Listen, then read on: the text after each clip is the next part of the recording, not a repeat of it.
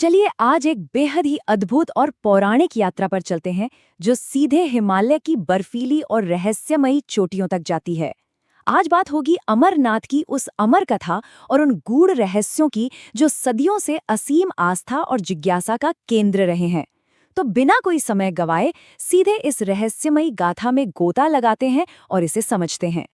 ठीक है, तो इसे थोड़ा गहराई से समझते हैं। आखिर अमरनाथ की ये गुफा इतनी रहस्यमयी है क्यों? मतलब हिमालय की इतनी दुर्गम बर्फ से ढकी चोटियों के बीच मौजूद ये जगह कोई साधारण गुफा तो बिल्कुल नहीं है। यहाँ का सन्नाटा भी जैसे कोई बहुत गहरी बात कहता है। और पता है, इसका रहस्य सिर्फ इसके भूगोल में नहीं छिपा है, बल्कि उस परम उद्देश्य में है जिसके लिए स्वयं महादेव ने इसे चुना था। जरा भगवान शिव के इन शब्दों पर गौर करें।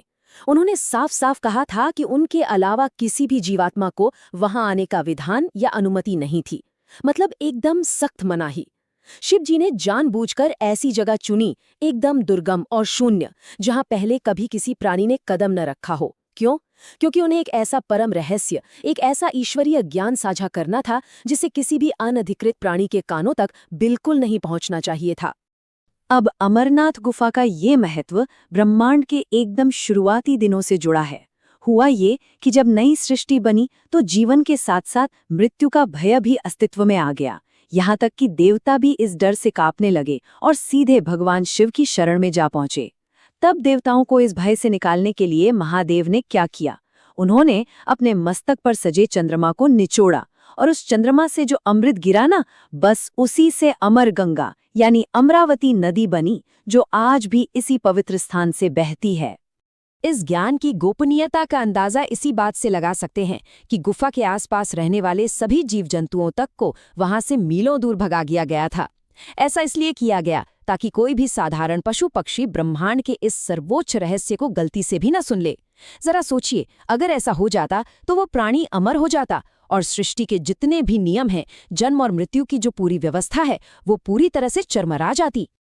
अब यहाँ जो सबसे दिलचस्प बात है वो ये कि हम असल में ब्रह्म ज्ञान की बात कर रहे हैं। ये कोई किताबी या साधारण ज्ञान नहीं है। ये स्वयं भगवान शिव द्वारा दिया गया वो सर्वोच्च चरम ईश्वरीय ज्ञान है जो आत्मा को जन्म और मृत्यु के इस पूरे चक्र से एकदम आजाद कर देता है। यही वो अल्टीमेट ज्ञान था जो महादेव माता पार्वती को उस रहस्यमयी गुफा में देने वाले थे, ताकि वे पूर्ण शिव तत्व को प्राप्त कर सके। इस ब्रह्म ज्ञान के इन मूल स्तंभों पर एक नजर डालते हैं। सच्ची मुक्ति के लिए आखिर चाहिए क्या?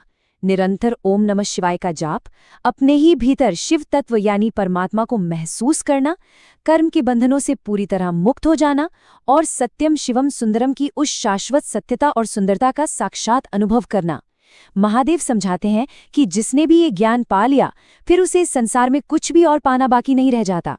लेकिन यहाँ एक बहुत बड़ा मोड़ आता है। ये ज्ञान इतना गहरा, इतना ज्यादा वजनदार और सम्मोहित करने वाला था कि इसे सुनते सुनते स्वयं जगत जननी माता पार्वती एक गहरी समाधि वाली अवस्था यानी निद्रा में चली गईं। वो सो गईं। जरा सोचिए, ब्रह्मांड का सबसे बड़ा रहस्य बताया जा रहा है और जिसे बताया जा रहा है वो उस कथा के अंतिम और सबसे जरूरी हिस्से के आने से पहले ही गहरी नींद में समा चुकी हैं। और तभी गुफा का वो गहरा सन्नाटा भगवान शिव के भारी आश्चर्य से गूंज उठता है। महादेव एकदम चौंक कर कहते हैं, आश्चर्य? हमारे प्रत्येक वचन पर हुंकार कौन भर रहा है? मतलब उन्हें अचानक एहसास हुआ कि पार्वती जी तो सो रही हैं, तो फिर उनकी आज्ञा के बिना उनके हर एक शब्द पर हाँ में हाँ मिलाने वाला, हुंकार भरने वाला वो कौन है जो इस परम गोपनीय ब्रह्म ज्ञान को लगातार सुन रहा है?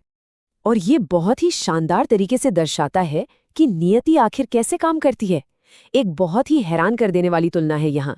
एक तरफ देखिए, खुद माता पार्वती हैं जो नींद के वशीभूत होकर अमरता के इस अंतिम रहस्य से चूक गईं, और दूसरी तरफ एक बिल्कुल ही साधारण सा श्रापित प्राणी, एक कबूतर, जिसे बाद में शुकदेव के नाम से जाना गया, वो पूरी कथा के दौरान जागता रहा, हुंकार भरता रहा, सारा ज्ञान सोख लिया और हमेशा के लिए अमर हो गया। कितनी बड़ी विडंबना है ना? जब महादेव ने क्रोध में आकर उस प्राणी को बाहर आने को कहा तो वो कबूतर एक युवा ऋषि के रूप में प्रकट हुआ। उसने बहुत डरते हुए क्षमा मांगी और एक सच बताया। उसने कहा कि उसका उस गुफा में होना कोई इत्तेफाक नहीं था। जब वो आसमान में उड़ रहा था तब खुद भगवान शिव के डमरू नाद की उस दिव्य ध्वनि ने ही उसे रास्ता दिखाकर वहां पहुंचाया था। आखिर शिव की मर्जी के बिना तो वहां एक पत्ता भी नहीं हिल सकता था। तो यहाँ समझने वाली सबसे अहम बात यह है कि ये सब शिव लीला का ही तो एक हिस्सा था। इस ब्रह्मांड में जो कुछ भी होता है वो पूरी तरह महादेव की इच्छा से ही होता है। उस कबूतर यानी शुकदेव की आध्यात्मिक पात्रता पहले से ही तय थी। सच्चा ईश्वरीय ज्ञान हमेशा अपने सही हकदार को ढूंढ ही निकालता है, चाहे उसका बाहरी रूप कुछ भी क्यों ना हो। माता पार्वती का सोना और शुकदेव का जागना सब उसी महान लीला का हिस्सा था। जब माता पार्वती नींद से जागी और उन्हें इस पूरी घटना का पता चला तो वो उस जगह की पवित्रता से इतनी ज्यादा प्रभावित हुई कि उन्होंने शिवजी से हमेशा के लिए उसी गुफा में बस जाने की बात कह दी। लेकिन तब शिवजी ने बहुत ही प्यार से उन्हें उनके असली कर्तव्य की याद दिलाई। उन्होंने समझाया कि कैलाश पर अनगिनत भक्त अपनी समस्याओं के समाधान के लिए उनकी राह देख रहे हैं और मानव कल्याण के लिए उन्हें वापस लौटना ही होगा। चलिए अब देखते हैं कि ये कहानी आगे कैसे बढ़ती है। गुफा से जाने से पहले महादेव ने बहुत बड़ा वरदान दिया। उन्होंने कहा कि वे स्वयं वहां एक हिम निर्मित शिवलिंग यानी बर्फ के शिवलिंग के रूप में हमेशा मौजूद रहेंगे। और ये शिवलिंग कोई साधारण नहीं होगा, बल्कि चंद्रमा की कलाओं के साथ बिल्कुल सटीकता से बढ़ेगा और घटेगा। पूर्णिमा को ये अपने पूरे आकार में होगा और कृष्ण पक्ष के साथ धीरे धीरे घटते हुए अमावस्या तक पूरी तरह विलुप्त होकर वापस शिव में ही विलीन हो जाएगा। तो आज के इस पूरे विश्लेषण के बाद एक बहुत ही गहरा सवाल जहन में आता है। अगर परम सत्य और अमरता का ज्ञान एक साधारण से कबूतर तक पहुंच सकता है, तो क्या ईश्वरीय ज्ञान के लिए सच में कोई सीमाएं होती हैं? ये हमें सोचने पे मजबूर करता है कि ज्ञान की कोई बाउंड्री नहीं होती। योग्यता बाहरी दिखावे से नहीं, बल्कि आंतरिक लगन और नियति से तय होती है। इस अद्भुत रहस्य पर जरूर विचार कीजिएगा। आज के इस विश्लेषण में साथ जुड़ने के लिए बहुत बहुत धन्यवाद।